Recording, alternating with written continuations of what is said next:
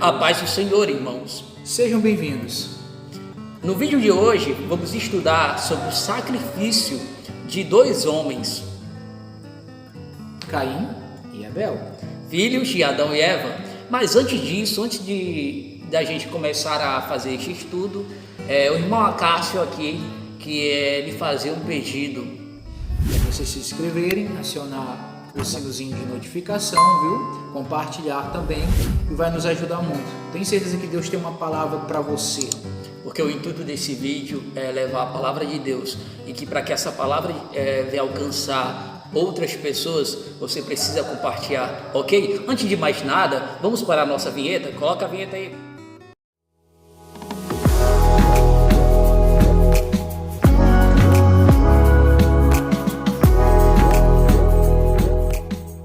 Vamos lá para a palavra, onde está escrita no livro de Gênesis, capítulo 4, a partir do versículo 1, que diz: E conheceu Adão a Eva, sua mulher, e ela concebeu e teve a Caim, e disse: Alcancei do Senhor um varão.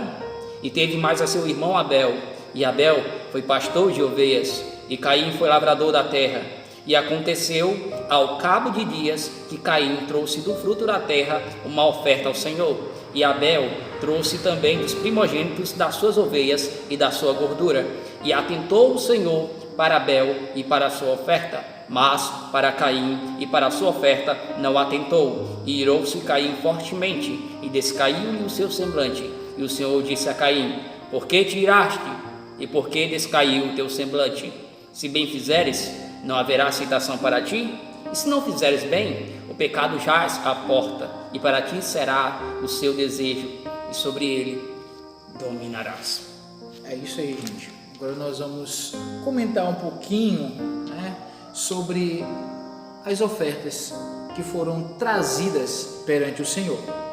Só lembrando os santos que antigamente era comum, era normal se oferecer sacrifício ao Senhor, tá? Sacrifício de animais e sacrifícios também do seu produto da terra, melhor falando. E ao cabo de dias, dá-se a entender que os filhos de Adão, Caim e Abel, eles foram ensinados a ofertar ao Senhor, em trazer a presença do Senhor para eles, em forma de louvor em sacrifício. E nós encontramos, diante ao texto, dois tipos de sacrifício. Um trouxe o melhor da gordura do seu rebanho, e o outro trouxe do seu produto da terra, da sua lavoura, ele trouxe para oferecer ao Senhor. E o interessante, Acácio, é que sacrifício, eu fui dando uma pesquisada, e no hebraico eles usam muito a palavra korban. E o que significa korban? Korban significa se aproximar. O sacrifício, ele servia para isso, para aproximar o homem de Deus. Quem realmente no Novo Testamento tem como é que eu vou lhe falar? Essa função de aproximar o homem de Deus. O apóstolo Paulo fala em uma das suas cartas para o seu amigo que o único mediador entre Deus e o homem, Cristo Jesus, era Jesus Cristo. E então, no Velho Testamento, a gente vê muito isso sobre sacrifício. Moisés, ele, quando institui algumas leis, ele fala sobre isso. E o interessante, Acácio, é que os sacrifícios, eles eram bois, bodes, ovelha, cereais, pombo e até rolinha para quem não tinha muita condição. Conforme a sua condição financeira, era dado a devida oferta, ou trazida a devida oferta diante do altar. Então, amados, diante dessas duas ofertas, a qual foram trazidas perante o Senhor, a gente vê uma que foi entregue ao Senhor com todo o amor e com toda a diligência que poderia ser entregue, e outra, que foi entregue ao Senhor com algo comum, algo raso, sem muita profundidade. Nós encontramos dentro destas duas ofertas uma profecia, Abel, quando trouxe o melhor do seu rebanho, ele profetizou tá? Sobre o sacrifício vindouro de Cristo na cruz. Ele sacrificou um cordeiro, o melhor do seu rebanho, olhando para o Cordeiro de Deus, que tira o pecado do mundo, ok? Que tira de nós a nossa imundícia chamada pecado, nos redimindo, nos dando acesso a Deus, perdão dos nossos pecados e novamente livre acesso ao trono de Deus, onde clamamos, aonde Ele nos ouve, aonde Ele fala conosco e nós temos uma conectividade, temos em si uma comunhão maior, uma intimidade maior. E o interessante desse sacrifício é que isso nos mostra, já como eu falei, que o sacrifício tinha vários animais, independente da classe social da pessoa. A pessoa poderia sacrificar o boi, mas se ela tivesse uma classe social mais baixa, ela iria entregar um pombo, uma rolinha. E o interessante é que isso não importou no momento em que Caim foi entregar a oferta.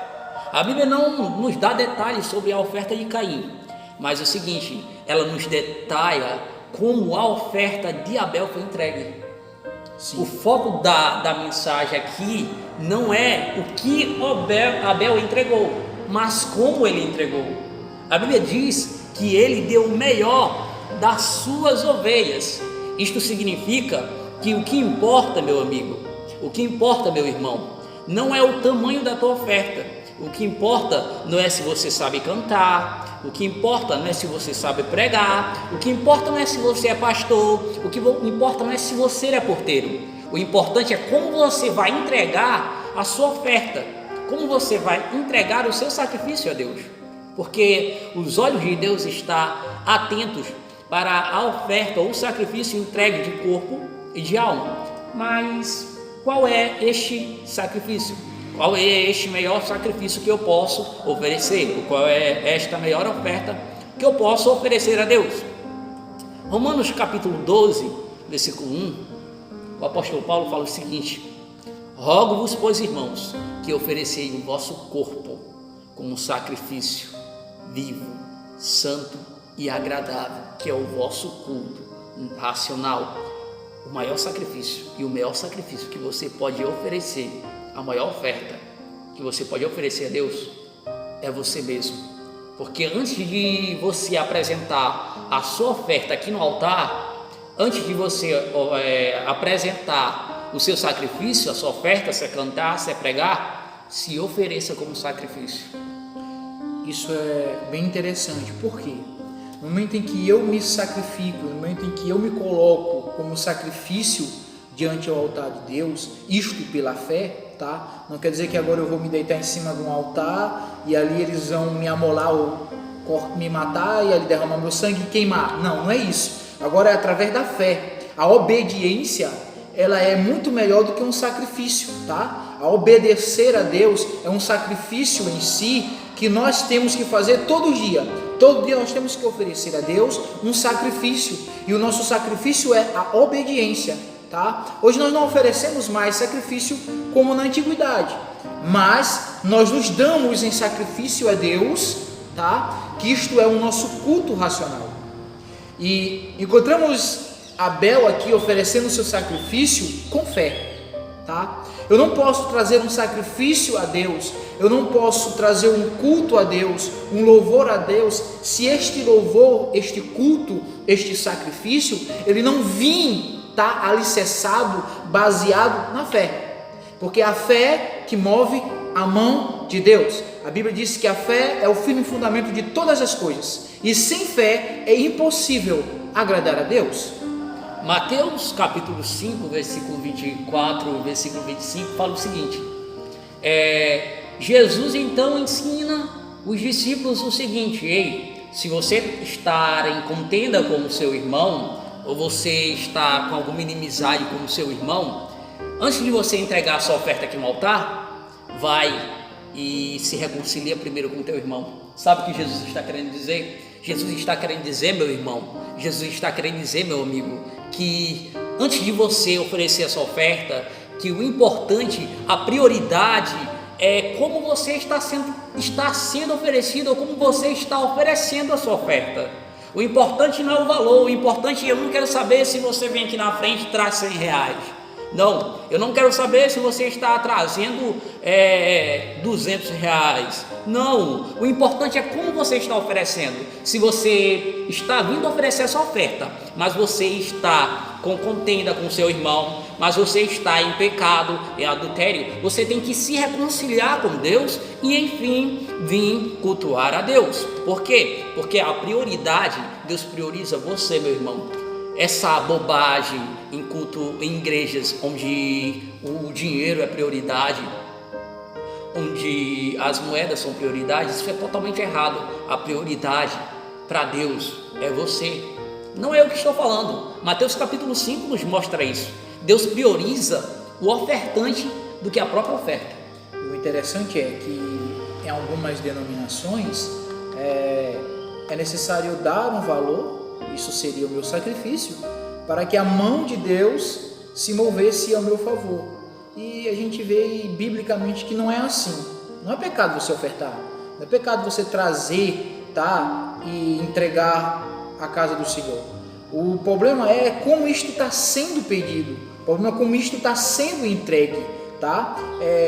Voltando, baseado no texto que lemos, nós vemos que Caim, ele era do maligno, as suas intenções eram malignas, o seu coração era maligno e dentro dele não havia luz, havia escuridão. Já seu irmão Abel era diferente. Abel tinha dentro de si a essência, Abel tinha dentro de si a luz. Abel estilava, vou falar dessa forma, clareava, brilhava com a luz que havia de Deus sobre ele. Já o seu irmão era o contrário, o seu irmão era decaído ao erro, decaído a praticar o que não servia, decaído à desobediência. Já Abel é diferente. Abel olhava para o Senhor, encontrava na natureza, cuidando das suas ovelhas, um modo de agradecer, um modo de louvar ao Senhor pelos feitos da sua mão. Tá? Abel, ele olhava para as estrelas à noite, quando ele estava com o seu rebanho, e contemplava a formosura de Deus naquilo que foi criado, diferente de Caim. Caim, ele já olhava para as coisas e achava tudo como se fosse normal. Caim era da terra, Abel estilava a essência que era do céu, tá? Ele olhava para as coisas que eram do céu. Tanto é que quando ele trouxe a sua oferta, ele disse: eu vou profetizar, porque lá no jardim, quando o papai e a mamãe foi expulso, houve uma profecia, houve ali uma sentença, um juízo de Deus, aonde a cobra andava rastejando, aonde agora as dores de parto de Eva seriam aumentadas, aonde agora o homem teria que lavrar a terra e a terra ia produzir brolhos e espinhos, e do suor do rosto ele ia comer o seu alimento, e eles foram expulsos do jardim, tá? Então havia em si ali uma essência dentro dele, e ele ouvia provavelmente os seus pais contando como era dentro do jardim. Então automaticamente ele desejava voltar para o jardim. Isso não está escrito na Bíblia, dá-se a entender através da sua oferta,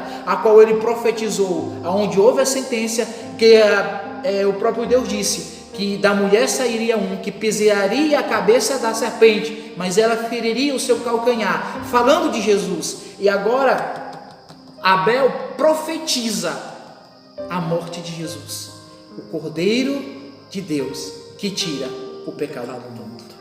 Irmãos, é com triste pesar que eu tenho que dizer para vocês que o nosso vídeo chegou ao seu fim. Mas eu creio que esta palavra, ela tocou nos seus corações. Sei que o Espírito Santo de Deus já tem falado com você.